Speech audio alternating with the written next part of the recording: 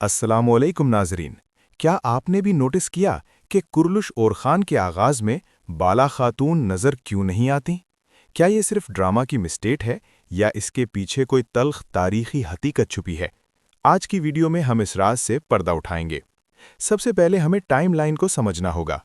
कुरलुश Usman season 6 ख़त्म होता है तकरीबन 1314 से 1317 के दरमियान, जबकि कुरलुश और खान शुरू होता है बुरसा के आखिरी मुहासरे के दौरान। यानी दोनों कहानियों के दरमियान तकरीबन 7 से 10 साल का गैप मौजूद है, और यही गैप बहुत कुछ एक्सप्लेन करता है। बाला खातून की तारीखी वफ़ात। अब आते हैं सबसे अहम हकीकत की तरफ।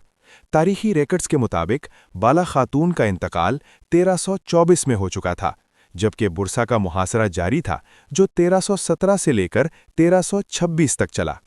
यानी बाला खातून बुरसा की फतह से पहले ही दुनिया छोड़ चुकी थी और उन्हें बिलेजिक में अपने वालिद शेख अदीबाली के साथ दफन किया गया। उस्मान गाजी के आखिरी लम्हात। यहाँ एक और दिल को छू लेने वाली हकीकत भी सामने आती है।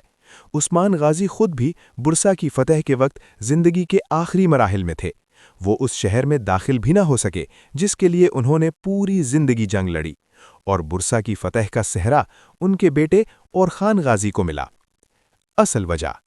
तो अब सवाल का सीधा जवाब यह है कि बाला खातून की नॉन अपीयरेंस किसी राइटिंग मिस्टेक की वजह से नहीं, बल्कि ये मुकम्मल तौर पर हिस्टोरिकल एक्यूरेसी पर बेस्ड है, क्योंकि वो उस वक्त तक वफात पा चुकी थीं।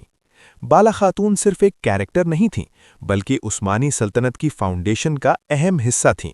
उनकी कुर्बानियाँ, उनका किरदार और उनकी तरबियत ने और खान जैसे अजीम हुक्मरान को जन्म दिया। तो अब आप जान गए होंगे कि बाला खातून क्यों कुरलुश और खान में नज़र नहीं आती।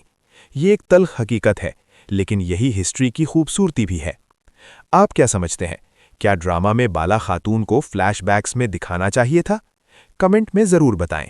और वीडियो पसंद आए तो लाइक और सब्सक्राइब करना ना भूलें।